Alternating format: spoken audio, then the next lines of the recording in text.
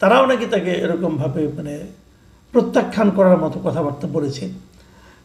আবার শফিক সাহেবকে দেখলাম যে অনেকে চিৎকার করে ডাকছে একটা বিশেষণ যুক্ত করে, সেগুলো হয়েছে।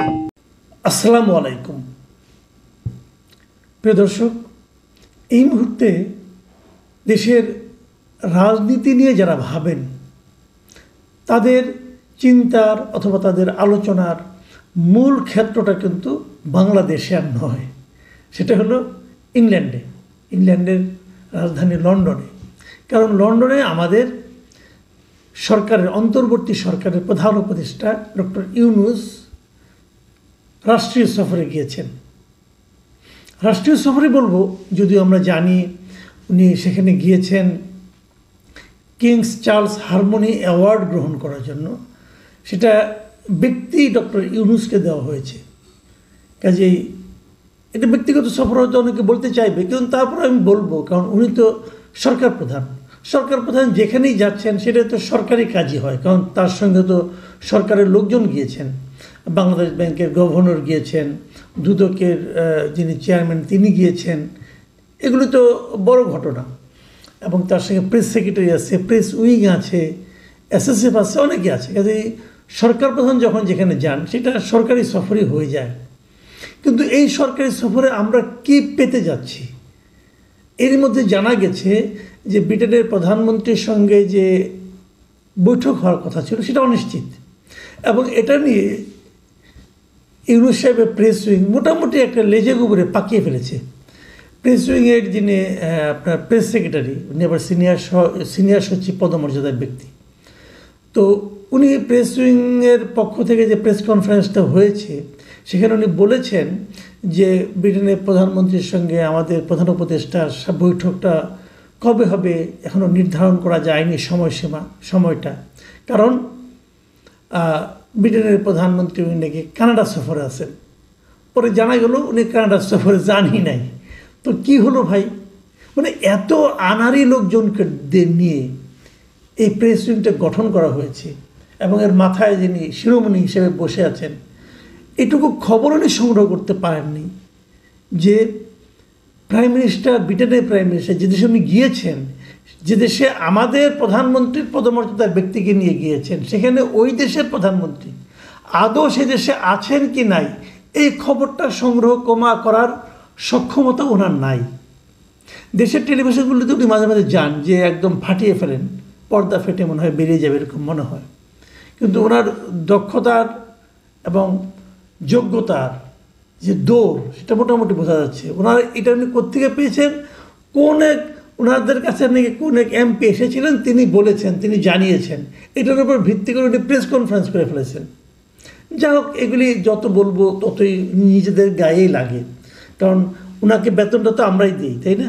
আমরা ওনাকে প্রেস সেক্রেটারি বানিয়েছি, ওনার কর্মতৎপরতা দেখেছি আমরা, এর মধ্যে কিছু ভিডিও দেখলাম যে উনি নিজেই প্রধান উপদেষ্টা যাচ্ছেন, হাতে একটা ব্যাগ নিয়ে, ওনার হাতে একটা ব্যাগ, উনি মোবাইলে ছবি তুলছেন, ভিডিও করছেন, এইসব আর কি। যাই হোক, এগুলো নিয়ে নতুন করে বলার কিছু নেই। তো উনি যাচ্ছেন এখানে, এ পর্যন্ত কি হয়েছে সেগুলো আমরা বিভিন্ন সোশ্যাল মিডিয়ায় দেখেছি। কি হয়েছে আমরা দেখেছি, উনি বের হওয়ার পর ওনারা এই গ্রুপ নিয়ে যখন বের হয়েছেন এয়ারপোর্টের সামনে, সেখানকার প্রবাসী যারা বাংলাদেশে আছে তাদের বিক্ষোভ, তাদের স্লোগান, তাদের প্ল্যাকার্ড নিয়ে থাকা। আবার দেখলাম একটা গাড়িতেও মানে এরকম মানে নিয়ন আলোতে লেখা হচ্ছে যে ডক্টর ইউনূস ডেমোক্রেসির কীভাবে 12টা বাজিয়েছেন। এগুলো হতে পারে এগুলো পার্টিজান, আমরা এগুলো আগেও দেখেছি। কিন্তু আগেও দেখেছি কীভাবে, যখন শেখ হাসিনা ক্ষমতায় ছিলেন, উনি যখন ইংল্যান্ডে অথবা আমেরিকায় যেতেন, এই দুটো দেশে বেশি হয়, যখন যেতেন তখন এয়ারপোর্টের সামনেই দেখতাম যে বিরোধী দলের লোকজন তারা এরকম নানা রকমভাবে স্লোগান, দুয়ো দেওয়া, হ্যাঁ, এগুলো তারা করতো। এবং আবার এটাও দেখেছি যে বিপরীত দিকে ওনার সমর্থক গোষ্ঠীরাও বেশ প্রবল প্রতাপে উপস্থিত থাকতো। মাঝে মাঝে এই দুই পক্ষের সমর্থকদের মধ্যে মারামারিও হতো। যাই হোক, এভাবে দেশের ইজ্জত বেজ্জত অনেক কিছু হয়েছে। এবার যেটা হলো, এবার আমি আমার সঙ্গে বেশ কয়েকজন লোক ওখানে উপস্থিত ছিলেন, অথবা বাইরের থেকে দর্শক হিসেবে দেখতে এসেছেন, এমন একজন লোক আমাকে ফোন করে জানিয়েছেন যে এবার নাকি দৃশ্যটা অন্যরকম ছিল। অন্যরকম মানে যে ওনার বিপক্ষে যারা ছিল তাদের মধ্যে উনি বলেছেন যে এখানে অনেক আমি বিএনপির লোকজনকে দেখেছি, সবাই তো মোটামুটি সবাইকে চেনে, তারাও নাকি তাকে এরকমভাবে মানে প্রত্যাখ্যান করার মতো কথাবার্তা বলেছে। আবার শফিক সাহেবকে দেখলাম যে অনেকে চিৎকার করে ডাকছে একটা বিশেষণ যুক্ত করে, সেগুলো হয়েছে। এর পাশাপাশি এর বিপরীত দিকে যে ওনাকে অভ্যর্থনা জানিয়ে, ওনাকে সম্বর্ধনা মানে ওনার প্রতি পজিটিভ প্ল্যাকার্ড নিয়ে যে জায়গাটা ছিল, উনি আমাকে যিনি জানিয়েছেন তিনি বলেছেন যে মাত্র উনি ওখানে নাকি 4 জন লোককে দেখেছেন। ওইকে 3 জনে মিলে একটা ব্যানার ধরে আছে আর একজন লোক সেটা ভিডিও করছে, এরকম একটা দৃশ্য উনি দেখেছেন।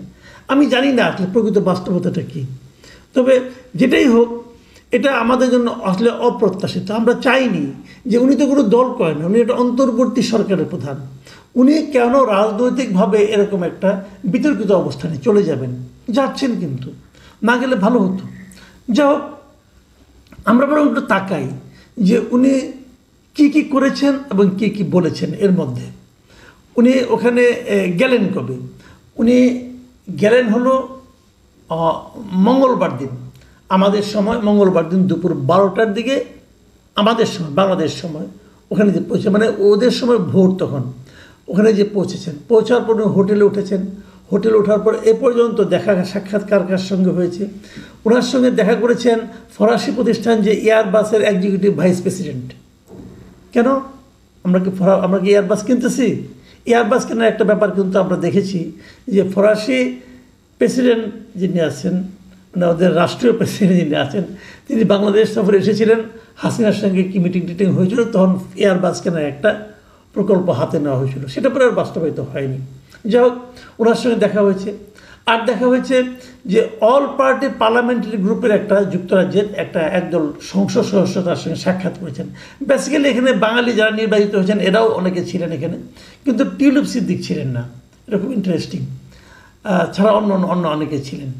তার সঙ্গে ওনার দেখা হয়েছে, ওই দিনই দেখা হয়েছে, প্রথম দিনই মঙ্গলবার দিনে, যে কমনওয়েলথের মহাসচিব শার্লি আয়রকর বোচওয়ে, ওনার সঙ্গে ওনার দেখা সাক্ষাৎ হয়েছে।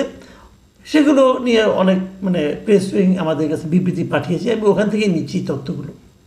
বুধবার দিন মানে পরের দিন ওনার সঙ্গে দেখা হয়েছে যুক্তরাজ্যের জাতীয় নিরাপত্তা উপদেষ্টা জোনাথন পাওয়েলের সঙ্গে বৈঠক হয়েছে ছোটোখাটো একটা। এরপর লন্ডনের প্রভাবশালী নীতি গবেষণা প্রতিষ্ঠান যেটা আছে চ্যাথাম হাউস, এই চ্যাথাম হাউসে বুধবার দিন সকালে উনি গিয়েছিলেন। সেখানে এশিয়া প্যাসিফিক প্রোগ্রামের পরিচালক বেন ব্ল্যান্ড এবং দক্ষিণ এশিয়া বিষয়ক জ্যেষ্ঠ গবেষক ডক্টর চিয়েটিস বাজপাইয়ের সঙ্গে ওনার দেখা হয়েছে। এবং তারপর ওখানে চ্যাথাম হাউসে যে royal institute of international affairs আছে, তাদের আয়োজনে উনি একটা সাক্ষাৎকার দিয়েছেন। আসলে আজকের আলোচনাটা আমি সাক্ষাৎকারেই শেষ করবো, এটা দিয়ে শেষ করব।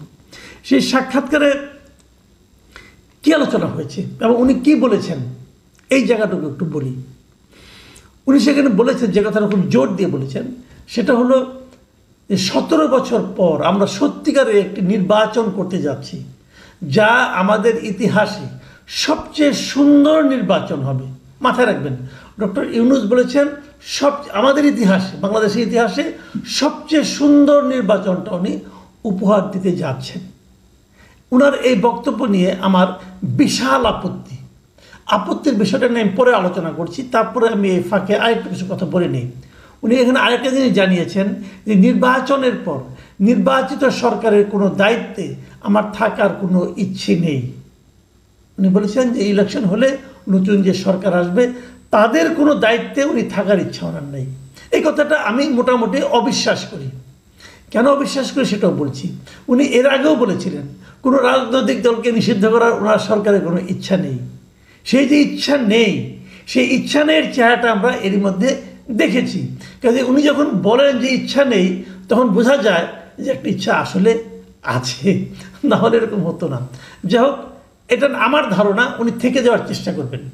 কীভাবে পারবেন আমি জানি না। এবং কেউ আমাকে একথাও বলেছেন, তারেক রহমানের সঙ্গে যে মিটিংটা হচ্ছে 13 তারিখে শুক্রবার দিন যেটা হওয়ার কথা, সেই মিটিংটা বেসিক্যালি এই আলোকেই হচ্ছে যে কোনোভাবে অ্যাকোমোডেট করা যায় কি না, দেখা যাক কী হয়। এবং উনি আরেকটা কথা বলেছেন যে নতুন বাংলাদেশ তৈরির জন্য একটা সংস্কার কমিশন গঠন করা হয়েছে, প্রত্যেকটা প্রতিষ্ঠানের জন্য উনি কমিশন গঠন করেছেন, তাদের সুপারিশের দিকে উনি তাকিয়েছেন। এটা হচ্ছে একটা আমার বিবেচনা একটা বিশাল অশ্বডিম্ব এই কারণে উনি যে সংস্কার কমিশনগুলি গঠন করেছেন, এই একটা কমিশনও কোনো কাজের কমিশন হয়নি আমার বিবেচনায়। আমি মনে করি সবগুলো আপ টু দ্য মার্ক হয়নি। এই কমিশনগুলো খুবই বিদেশি লোকজনকে, ভাড়াটে লোকজনকে এনে, কিছু ভাড়াটে বুদ্ধিজীবীদের এনে ওনারা সংস্কার করছেন আমাদের দেশের সংস্কার। যে লোকগুলি সংস্কারের মূল নায়ক ওরা তো এই দেশে থাকেই না, ওরা বিদেশের নাগরিক, ওরা আমাদের কি সংস্কার করে দেবে? আর যদি তারা করে সেটা আমরা মানবো কেন? আমাদের কি লোকজন নেই? আমরা কি এতই মূর্খ হয়ে গেছি যে আমেরিকার নাগরিক এসে আমাদের সংস্কার করে দেবে? এটা আমরা মানবো না। তো আমি তো মানবই না, আমার মতো লোক আনবে না। এরকম অনেক লোক আছে আমার মতো, পলিটিক্যাল পার্টিগুলো মানবে এটা আমি মনে করি না। তারপরেও উনি করতে যাচ্ছেন, উনি এটা নিয়ে খুব আশাবাদী। আসলে আমার বিবেচনায় সংস্কার কিছু না, সংস্কারের কথা বলে উনি সময় ক্ষেপণ করতেছেন। যা হোক, এটা আরেকটা বড় বিতর্কিত কাজ উনি করতে যাচ্ছেন, সেটা হলো উনি জুলাই সনদের জন্য অপেক্ষা করছেন। এই জুলাই সনদ জিনিসটা আসলে কী হবে সেটা নিয়েও কিন্তু একটা বড় বিতর্ক সামনে দিকে আছে। আমি আগামীতে এটা নিয়ে আলোচনা করব। এখন যে আলোচনাটা যে শেষ করি, ওই যে বলতেছেন যে ইতিহাসের সবচেয়ে সুন্দর নির্বাচন উনি উপহার দেবেন জাতিকে, কিভাবে দেবেন? আমি এটার উপর মোটেই আস্থা রাখি না। কারণটাকে আমি বলি, উনি এমন একটা নির্বাচন করতে যাচ্ছেন যে নির্বাচনে এদেশের বিশাল একটা জনগোষ্ঠী তাদের পছন্দের প্রার্থীকে ব্যালট পেপারে পাবে না। রিয়েলিটি, আওয়ামী লীগ এই নির্বাচনে অংশ নিতে পারবে না। যদি আওয়ামী লীগ নির্বাচনে অংশ নিতে না পারে, আওয়ামী লীগের যে বিশাল জনগোষ্ঠী আছে, আওয়ামী লীগের সমর্থক, আওয়ামী লীগের কর্মী, অথবা আওয়ামী লীগকে জাস্ট ভোট দেয় নৌকা মার্কায়, সেই লোকগুলো তো তাদের জন্য পছন্দের প্রার্থীকে তারা পাবে না ব্যালট পেপারে। এটা কিভাবে একটা ইতিহাসের শ্রেষ্ঠ নির্বাচন হয় আমি বুঝতে পারি না। একটা বড় জনগোষ্ঠীকে নির্বাচনের বাইরে রেখে আপনি কিভাবে নির্বাচন করবেন, যা নাকি এই দেশের জন্য একটা আপনার নতুন ধরনের ইতিহাসের সবচেয়ে সুন্দর নির্বাচন কীভাবে করবেন আমি বুঝতে পারি না। 2 নম্বর, আপনি কি এই ইসি দিয়ে নির্বাচন করবেন? ইসি নিয়ে তো এরই মধ্যে আপনার যে পালিত যে দল এনসিপি, এরা তো ইতিমধ্যে বিতর্ক তৈরি করছে। তারা তো বলছে তারা এই ইসি মানে না, এই ইলেকশন কমিশন মানে না। তারা বলছে এই ইলেকশন কমিশন নাকি বিএনপি ইলেকশন কমিশন হয়েছে। তাই যদি হয় তাহলে বিএনপি ইলেকশন কমিশন মানে, আর এটা যদি আপনি ভেঙে দিতে চান তাহলে তো বিএনপি আপত্তি করতে পারে। আমি জানি না এনসিপি কথা যদি সত্য হয়, আর যদি ভেঙে না দেন তাহলে এনসিপি ইলেকশন কমিশন আপত্তি করবে। তো যে ইলেকশন কমিশন নিয়ে নতুন করলেও আপত্তি, পুরোনো রাখলেও আপত্তি, সেরকম একটা ইলেকশন কমিশনকে করে আপনি কিভাবে ইতিহাসের সবচেয়ে সুন্দর নির্বাচন উপহার দিবেন? এটাও আমার কাছে কিন্তু ক্লিয়ার নয়। আরেকটা জিনিস, নির্বাচনের ডেট, নির্বাচনটা কবে হবে, এটা নিয়ে তো এরই মধ্যে আপনি ঝামেলা পাকিয়ে রেখেছেন। আপনি যেহেতু বাংলাদেশের আপনাদের সঙ্গে যখন দেখা হলো কয়েকদিন আগে, 28টা রাজনৈতিক দলের মধ্যে 25টা রাজনৈতিক দল বলল যে নির্বাচন তারা ডিসেম্বরের আগে চায় অথবা ডিসেম্বরে চায়, ডিসেম্বরের পরে নয়। সেখানে আপনি নির্বাচনের ডেট ঘোষণা করেছেন এপ্রিল মাসে। তাই যদি হয় তাহলে এই লোকগুলিকে, এই দলগুলিকে অসন্তুষ্ট রেখে আপনি কিভাবে ইতিহাসের সেরা নির্বাচনটা উপহার দিবেন? আমি এই না এগুলি বুঝি না। ওনার কথাবার্তা আসলে এলোমেলো হয়ে যাচ্ছে বলে আমার কাছে মনে হয়। এই কথাবার্তার মাঝখানে কোনো জানি না, তারেক রহমানের সঙ্গে আলোচনা করার পর উনি হয়তো মধ্যবর্তী কোনো একটা সময় আসতেও পারেন, আবার নাও আসতে পারেন, আবার নিজের জায়গায় গো ধরে থাকতে পারেন। কি করবেন আমি জানি না, কি হবে 13 তারিখের পর সেটা হয়তো পরে আমরা বুঝতে পারবো।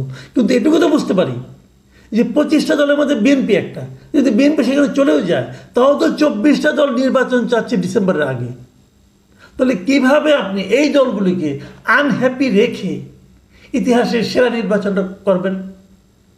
আর ব্যক্তিগতভাবে আপনার যে পক্ষপাতিত্ব একটা নির্দিষ্ট দলের প্রতি, সেটাও তো প্রমাণিত হয়েছে। এনসিপির প্রতি আপনার বিশাল দুর্বলতা, এটা সবাই বুঝতে পেরেছে। জামাতের প্রতি আপনার আংশিক দুর্বলতা, সেটা হলো জামাত ঘোষিত এপ্রিলকে গ্রহণ করার মাধ্যমে। এগুলো জনগণের কাছে এখন স্পষ্ট হয়ে গেছে। এটা কিন্তু আপনি মুখ দিয়ে কি উচ্চারণ করলেন কি করলেন না সেটা কিন্তু গুরুত্বপূর্ণ নয়।